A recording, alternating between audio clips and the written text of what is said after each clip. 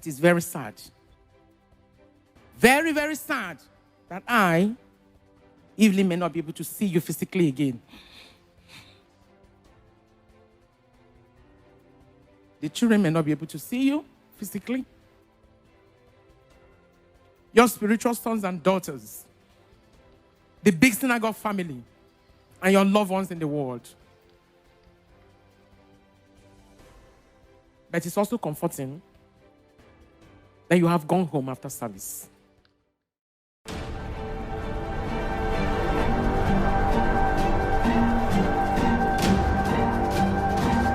It was such an emotional farewell message from the widow of Prophet T.B. Joshua, Mrs. Evelyn Joshua, who broke into tears as she recalled some of her fondest memories with her late husband. I thank you for being you, TBJ, my love. You are unique in every sense. That's the man who does not understand the word impossible. He doesn't understand the word impossible. And above all, I thank you for using your life, spending your life on things that will outlive you. We will keep the fire burning. We will keep your dreams alive by God's grace.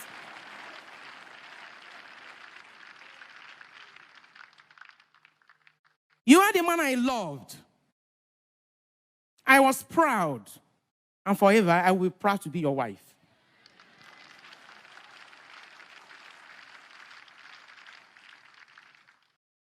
It is very sad.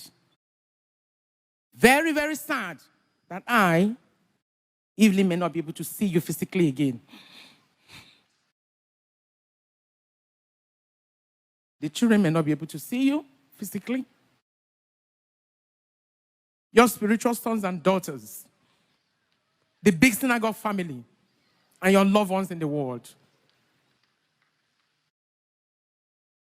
But it's also comforting that you have gone home after service.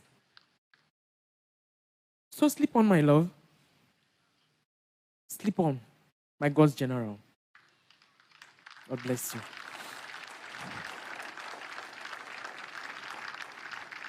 She said her 31 years of marriage with the prophet was not without trials, adding that her late husband taught her to understand that these trials were to strengthen the children of God. My 31 years life journey with my husband, TBJ, the man in the synagogue.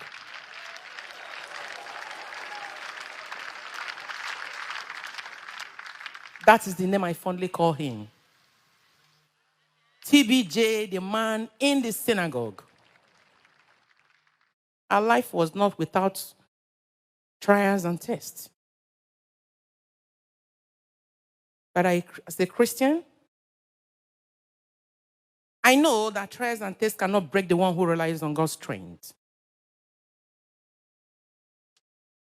You taught me to know that tests and trials are the soil on which our faith flourishes. Your vision became more clearer to me with time and without distractions. As I watch, see you labor with passion, with dedication, hard work, to grow from 8 membership assembly, sitting on a mat, to a wooden chair, and to the level which we are today, all to the glory of God.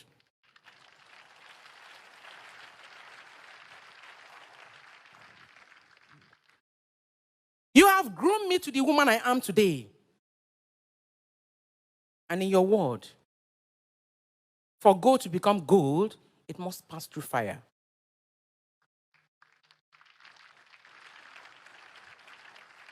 Mrs. Joshua said even though her husband's death was peaceful, it is regrettable he would no longer be seen on earth. I stand here today to say thank you for choosing me.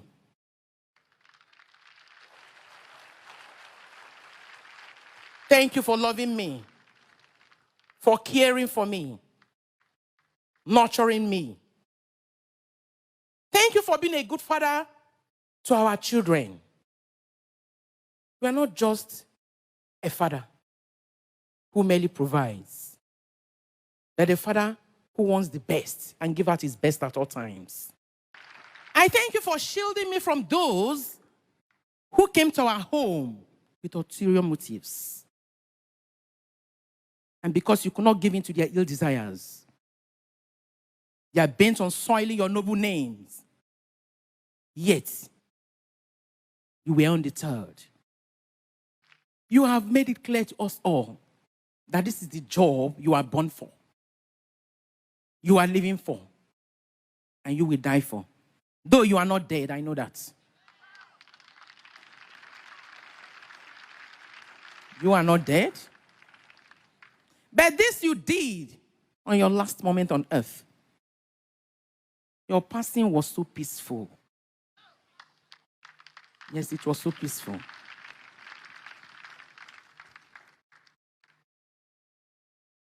I've crested you forever in my heart. But I know that God Almighty has you for his keeping.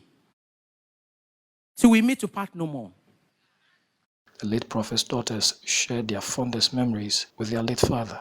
I remember the countless times you called me in boarding school, asking me about my favorite subjects, how my exams went, and for some reasons, asking me to predict what I think I got in every test. I truly appreciated that you took your time out of your busy schedule to call me. It was not just a responsibility for you, but you truly, truly cared about my education, and you really loved listening to me talk about school. Devastated as I was upon hearing about the news of my dad's passing, I can't say that I was completely unprepared for that day. Growing up as a biological daughter to a man like Prophet T.B. Joshua, my dad raised me to understand that he was on a mission in this world. For him, life on earth was spiritual warfare, not a place to get too comfortable like it was home.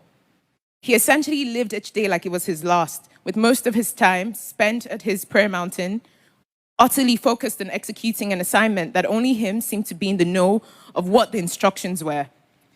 Since I became more socially aware and more inquisitive about my dad's life, I realized that the implication of such a lifestyle was that once he was done accomplishing what he was sent for, he will be called back home to the one who sent him. Start by thanking everyone for coming out and celebrating my father's beautiful life. On that dreadful day, the 5th June 2021, my father, Prophet T.B. Joshua, departed this world to join his father in heaven, and it hasn't been the same for me again. I don't have many words to express how much I love and miss him, me, daddy's girl. From a tender age, he showed me that his love for me was immeasurable, and I will forever love him for that. In the world where men were seeking fame, my father had a dedicated group of men, women, boys, and girls who loved the very ground which he walked on. He was clean in heart, in body, and mind, and I shall never forget the special smile, caring heart, and forever warm embrace. Meanwhile, the king of Arigidi Akoko, Obaisa Olanikbekun, says plans have been made to allow members of the community pay their last respects to the cleric who hailed from the community. The monarch who wanted the burial to take place in Arigidi Akoko said a big screen has been set up at the residence of the late televangelist where members of the community will be able to watch the burial service in Lagos. The community youth leader said the community benefited immensely from the benevolence and humanitarianism of the televangelist and therefore appealed to government to immortalize the late cleric in Akoko land where he had many unfulfilled projects.